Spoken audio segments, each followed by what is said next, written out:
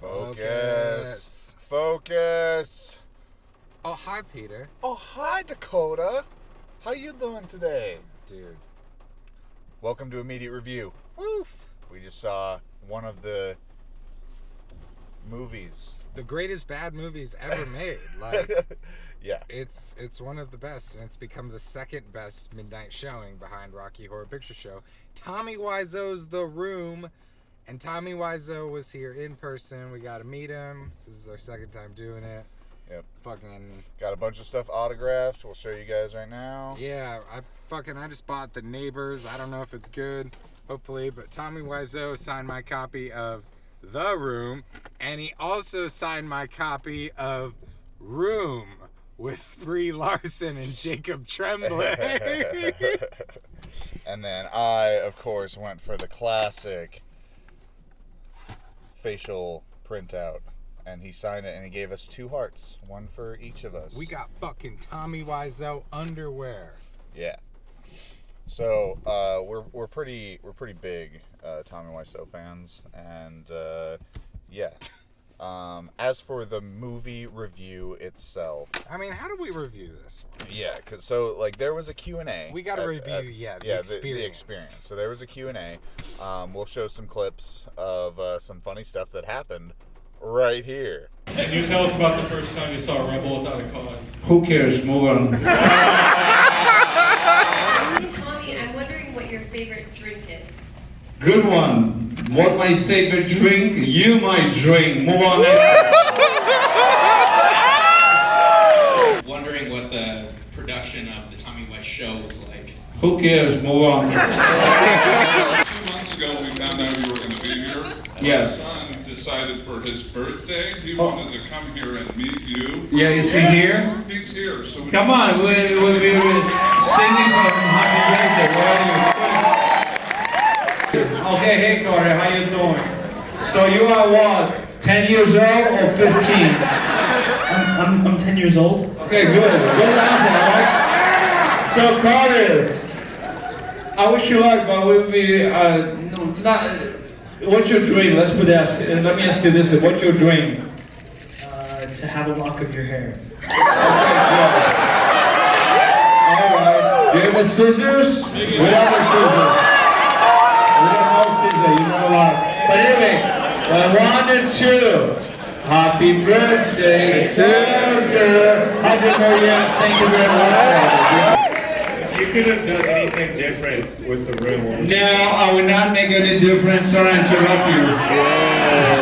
Why different? Salty. Why different? One thing. Okay, go to Mike one more time. If there's like one thing that you would do differently, what would it be? He's right. I would do only one thing. You know what would be? Don't use the 2 cameras. You lose your money. You're right. I like that. Yeah, he's right. That was a great one.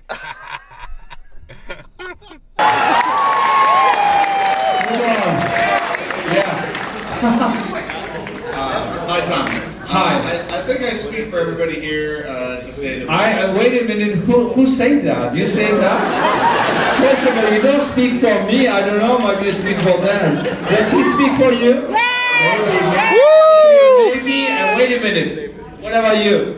Me? I don't know. What's he gonna ask? Yeah, she doesn't know. So what do you speak out for? Maybe some people. All right, so we're all excited for Big Shark, right? Yes. Yeah. Woo! I guess you're running the money right now. So what can you tell us all about the production? How's everything going? Yeah, we did a trailer. We'll be shooting. We shot in Lafayette. How you guys doing out there? Hey yo, hey. I'm with you too. Don't worry about it. So the Big Shark will be shooting Los Angeles. New Orleans, Louisiana. And what you saw on the big screen, we shot in Lafayette. And the production start, and it will be finished May, June. So we'll definitely be screening here. Big Shark. Move on. So, you can tell the guy's pretty eccentric. I got to go up and ask a question, which actually got answered. So anybody that's looking for Big Shark info. But what's your question, Peter? He did that a lot. He did, like, you know, if you guys go and watch the full introduction video, we'll post the whole Q&A. But yeah. So basically how the experience starts is you get there and you have to buy something. You go to the merch booth and you buy something, and then you walk up to Tommy, and he's super cool, except when he's not. Sometimes he's in a bad mood. Last time we saw him was when he was in a bad mood. Yeah. And just like every question I asked, he just didn't say a thing. He took my picture and stuff and signed autographs, but like didn't say a word to me. And was like a dick to everyone during the Q&A. This time he was super nice one-on-one, super cool, super friendly and loving, and then was a dick to everyone during the Q&A. Yeah. Now, he wasn't too bad, but he was a bit of just, okay, move on. Next question. Yeah. And then a lot of it, like, when I ask my question, he kind of, like, I don't know, brings the attitude like himself, like his own behavior. Like, I ask, you know, I just start asking the question, he just immediately gets confrontational. It's just like, oh, how do you know? And, like, the audience was like, I feel like kind of on my side a little bit. Like, and then, yeah, of course, everybody agreed that we were excited for Big Shark. But, yeah, he'll kind of do that where he'll instigate even where he thinks, like, somebody's going to be joking around with him when really they're asking something serious, even though it was a joke. Yeah, and I was worried about getting this fucking copy of Room signed, because Tommy's sometimes super touchy about things. Yeah. And I didn't know if he'd be like offended, but he wasn't at all. He was so cool about it, and he was like, "Oh, I'll write love on it." And you know what they say? Love is blind. But yeah, it's great. And so Tommy talks. He talked longer last time. Yeah, much. Last time longer. he talked for like an hour, Yeah. and it was glorious. Yeah. This time it was still glorious, but he only talked for like 15 minutes. He was more reserved this time. Last time it was a fucking shit show, It dude. It was so crazy. He brought kids with skateboards up on stage to like skateboard and stuff. He was like combative with everybody. It was ridiculous. Like, he had great quotes that year. So great. I highly recommend like going out to the screenings. It's really worth it, and his merch is pretty damn cheap, honestly. Yeah, it's like, not bad. Yeah, so you watch The Room. Oh my God, The Room. Man, Peter, tell us about your experience with The Room. Like this experience? No, just in general. Just, I don't know. I mean, the first time I saw it was in theaters at a show Yeah. here at Cinema 21. And, yeah, I was, like, at first a little upset when everybody's, like, yelling at the screen and whatnot, because I'm trying to figure out, like, what the plot is. And then, you know, I realized about halfway through that there really wasn't any plot. Any plot that I missed was going to be, like, repeated through like some other form of exposition throughout the movie. Yep.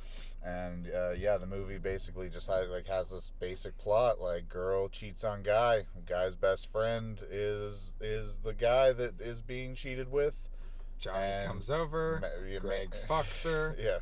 She goes to mom. Yeah, and like Denny yeah. pops in once in a while. Yeah, and like the whole plot is basically she's cheating, he doesn't find out, he does find out. Movie ends. He kills himself. And yeah, spoiler alert. I mean, if you haven't seen it by now, like it's not gonna blow you away. No, I'm sure anybody who's watching this has seen it. But yeah, it's like it's hilarious. Like it's fucking so unintentionally funny. I'm glad you're down with it, because when we first showed you, I was like, this could be either or. Peter could just have no interest in this and be like, this is dumb, but you like got it the first time around without having to be like told why. Right. And then we watched Disaster Artists, and yeah, it was great. Yeah, it was an experience. Meeting Tommy for the first time is definitely awesome. I mean, he's just like, if you have a chance to meet him, go to one of these shows because they're a ton of fun. Especially with veteran crowds. Like, this is one of those movies that, like, it sucks ass. Like, it's really fucking bad. It's a terrible movie. But the more people you're watching it with, and the more people enjoy, like, that type of humor that it's bringing with how, like, serious it is, the more you're gonna enjoy it. It was a packed show. Yeah, man. the show's completely sold out. Everybody, like, even with new people, there was a ton of new people. They all get, like, what the movie is doing. And you can tell by, like, it's weird to compliment Tommy on how he starts a movie, but for bringing in an audience to a kind of catcalling, like, shout out callback scenario, the intro is fucking perfect for it. I know, like, right? the water callback is amazing. It sets everything up. It sets the tone for everything. It and does. You don't have to see the movie. You don't need to know shit about the movie to know that there is water on the screen, and when that happens, we say water. Yeah, like, at first people are just like, what the fuck, why are people talking? And then, like, by the fourth shot of water, they're like, wait, every shot is water. Yeah, and then they get Why? it. Like, it's like the fifth water, and everybody's just like, okay, I get it. Like, we everybody's understand doing what it. this movie is fucking for. And yeah, the second time that we went, when Tommy was there, we actually made callback cards, and we would read them off at different cues and whatnot. Yeah, we wanted to make some of our own callbacks, and I encourage everyone out there to do the same, because, like, these things, they build and develop over time. Like, to compare it to Rocky Horror, like, I don't know, somebody did that stuff first, and then it just spread. One idea that we have is to bring rose petals in and throw them during the sex scenes anytime there are roses in the shot. Anytime they play "You Are My Rose," when he's pouring roses and stuff, and the audience was dying laughing when we were doing it, and just like, if it, like, little stuff like that, if people just think like, oh, like, these guys were doing rose petals. As it is, like, the first time we went, currently, like, the main popular prop is to throw plastic spoons everywhere, and it's all right, it's fun, but it's like, it kind of got us thinking, what else can we fucking do? Yeah, let's try to be a little smarter about it. And yeah, we dissected the movie and came up with some good ones. yeah, and we brought our own callbacks, and a lot of them have worked. Yeah, some haven't, and tonight's audience was great. Yeah. Though. They, like, a lot of people loved the callbacks. Like, I don't think. And we're doing other callbacks because sorry, go. I feel like there was maybe 3 that I did that were, like, impromptu, hadn't been done before, that didn't get laughs, and the rest of them that we had, like, choreographed and, like, practiced, they, like, whole theater laughs and whatnot. Hell, fucking yeah. What? I'm glad too that it wasn't just us. Like, I honestly don't like it when it's like we're the only ones. Yeah. Even if everyone's laughing and everyone's loving it, I just hate it when, like, like, the more the merrier. And if it's like, we definitely did, like, the most callbacks, but everyone was doing it, and it was great. And there were plenty of times where we weren't saying shit, but other people were, and it was great. It was just, like, the perfect balance. Yeah, lots of new callbacks. The happy birthday singing at the very end when it pans back after he shoots himself. Yes, loved that one. Hadn't heard that before. Definitely keeping that. I will say this audience was pretty damn so rowdy that there were, like, a slice of, like, 20% callbacks that just couldn't happen because everyone was so... Everyone's doing fuck, them. but everyone was so stoked. Everyone was just geeked as shit about this movie. But yeah, it's like, bring callbacks, bring what you can to the room. Try to spread love and joy. If a lot of people loved each other, then the world would be a better place to live. Yeah, and, like, get to know the people around you too, because, like, everybody is, like, super cool. Yeah, it's true here. Everyone like, is awesome. Like, we started chatting with this one lady, and she like, left and came back with, like, a bag of popcorn for us, and yeah, it's just, I don't know. Like, yeah, she bought us popcorn randomly. Yeah, man. Her and her husband had never been to the show before, and they just said they heard about it and they didn't know what to expect. Yeah, we kind of gave them, like, a little rundown of, like, what we were gonna be doing. It was so much fun. Yeah, everyone had a blast. And, like, yeah, this is I'm glad that there's not just Rocky. Like, these type of things are great because, I'm a fucking stickler about talking during movies. Like, even if I've seen a movie a million times, I do not like to talk unless I, like, really need to, or, certain circumstances. Once in a while, I just plain, don't give a fuck, and I break my own rules, and I'm a hypocrite. But, like, I fucking, for the most part, hate talking. But I love going to the room and Rocky, and part of that is you get all that out of your system. You get to watch a movie where you just get to sit back with a room full of people and yell and curse and scream and fucking. Yeah, just make people laugh. It's like The Purge or something, you know what I mean? Like, it's like once a month we fucking get to actually talk during the movie and like, except get the fuck off your cell phone still. That shit still don't stand. Yeah, there was a girl who recorded the entire event on her phone, sitting like right in front of us. It's like whatever. But yeah, and so if anybody hasn't seen this movie and they're actually wanting a legit review, you've probably noticed by now, if you haven't fucking left the video already, that the review that we're giving is like more about the experience of seeing it, because the movie itself has no substance. Like, there's nothing to it. There's nothing to review. It's still fun to watch at home. Yeah, that's the thing. Like, you know, you sit down with like your friends and family and watch it and just like have a blast and laugh at it. You know, like put it on while you're like doing something, cleaning, and fucking laugh your ass off at the ridiculous fucking lines. And you know, sometimes it is fun to watch at home because you're not in theaters and you actually get to hear some of the more ridiculous lines. Yeah, there are small things that are like the neck bulging scene with Lisa, that people are yelling through that whole thing. If you haven't seen it, you have no idea what they're talking about in that scene at all. And then the realization when you get home and you watch it is you didn't need to know what they were saying at all in the first place. And that's really like the beauty of the movie. It's just like it's like whatever is happening and the plot, it's like constantly just placed on the screen and smeared in your face, and once the plot advances at all, the movie's over. Yeah. and yeah, that's it. The moment it advances. Yeah, the climax is great and stuff. Yeah. Yeah, great. Yeah. I mean, you know what I mean. It's used in a specific time. But yeah, fuck. Tommy Wiseau, he's also, check out Best Friends Volume 1 and 2. Yeah. Fucking, I don't know about The Neighbors, it might be good, but check out The Neighbors, I guess. Apparently he was in a movie called Samurai Cop 2 Deadly Vengeance.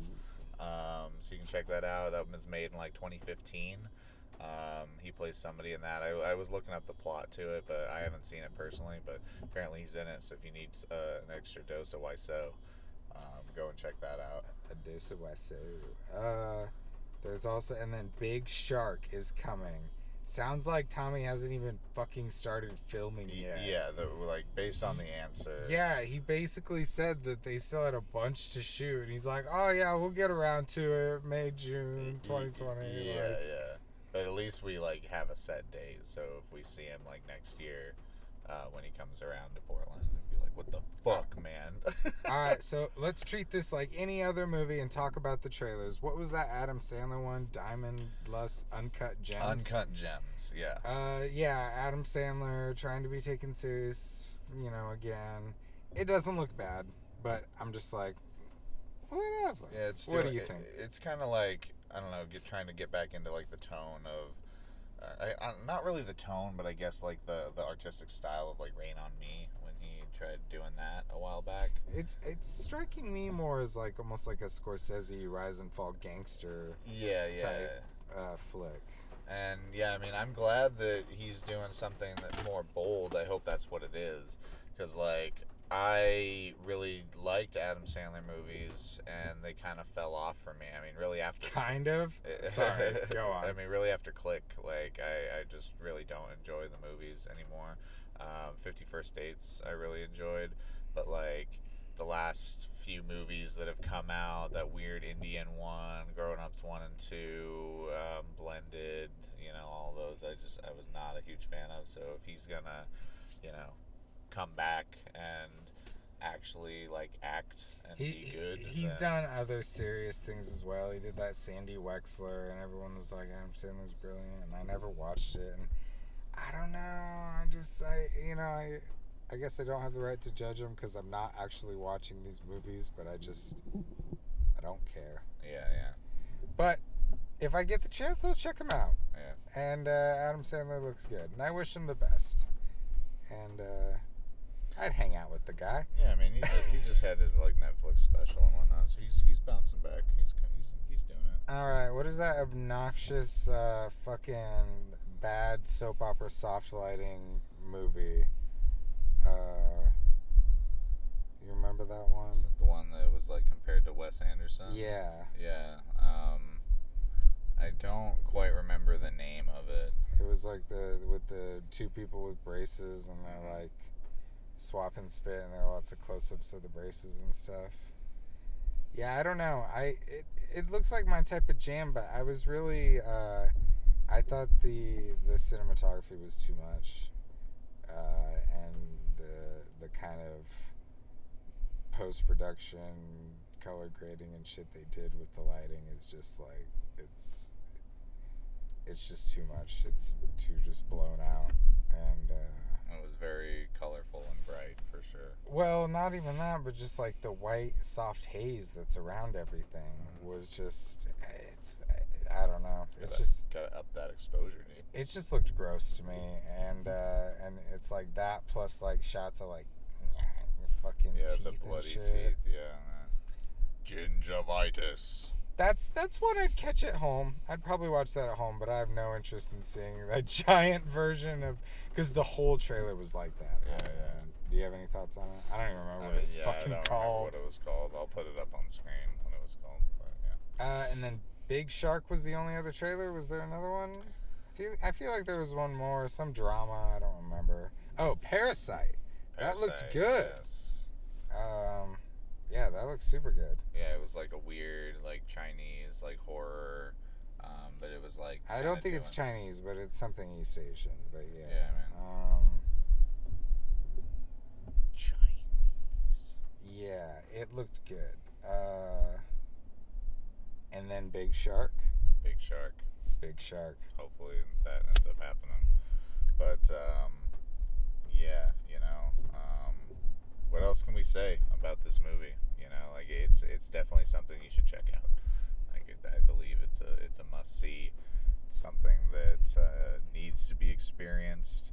Like, we're alive right now. Like we're alive at the same time that this dude is alive and doing this, and you have a chance to go and meet him and witness this like cult phenomenon being created and happening right now in history. And I think that's a worthy thing to be a part of. It's beautiful, man. Thanks, man. No, it's super cheap though. Tickets were $20. $20, and then you literally just gotta buy one thing, and there are things there that cost $3. Yeah. It's not like you gotta buy something. Lowest price is $100. Yeah. Like it's everything's fair price, and Tommy's so nice. You see what I did there? I didn't even do that on purpose. Tommy's so nice. Tommy's so nice. Fair price. Fair price. Tommy nice. Lisa got pubic lice.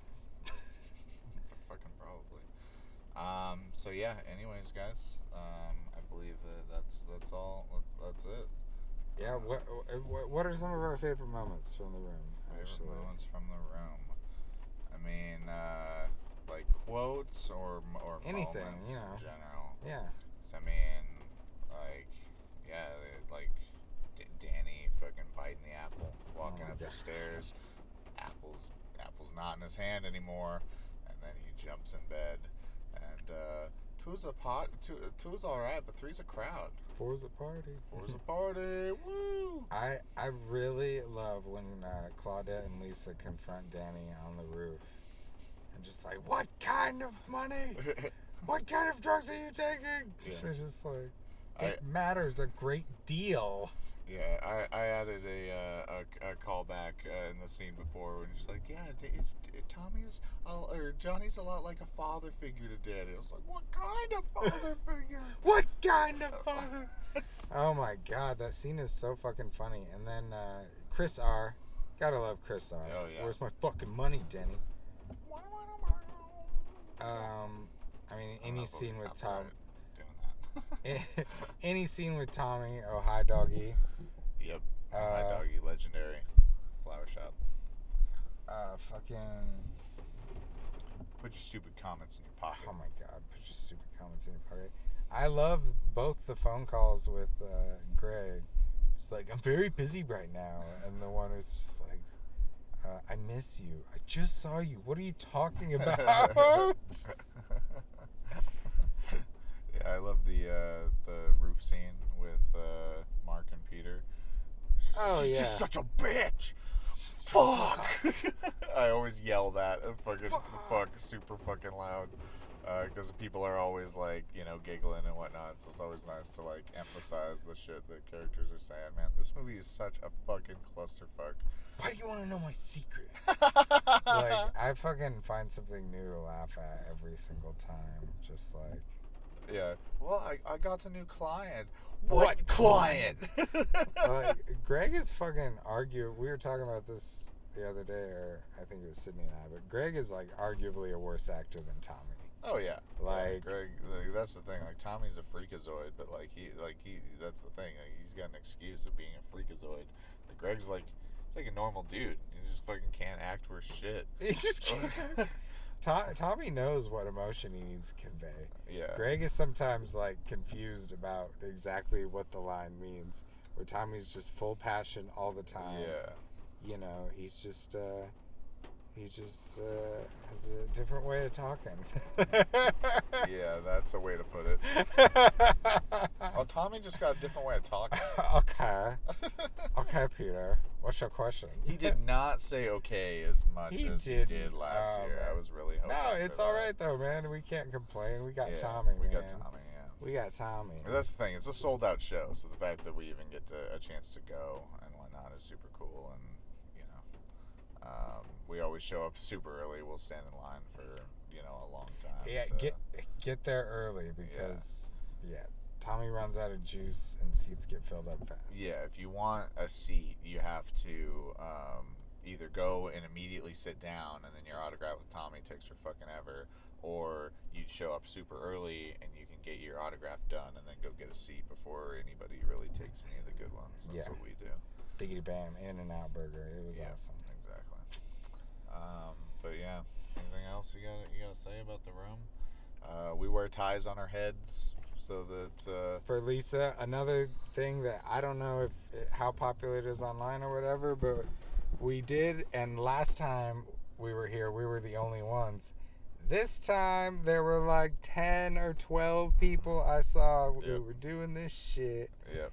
Fuck yeah. I'm not saying it's us. I'm just saying that's the magic of this. It needs to grow, and everybody just needs to do stuff like this. Yeah, it's like you can easily go to a Goodwill or a thrift shop or something and pick up a shitty tie and literally just fucking tie it around your fucking head and wear it the whole goddamn show.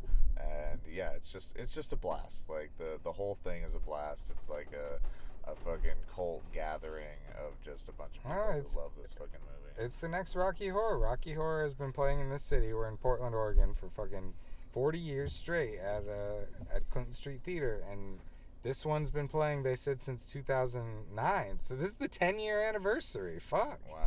Wow. And I guarantee it'll be playing for many more years, and it's just gonna keep evolving, and the cults around The Room is gonna grow and grow with it, because The Room is everyone. The Room is everyone. It's a place you can go, you can laugh, you can cry. You can be naked. You said that last time. All right. So we'll see you guys in the next video. Comment down below what you think of The Room, and answer our little poll. We always ask a little question in the comments.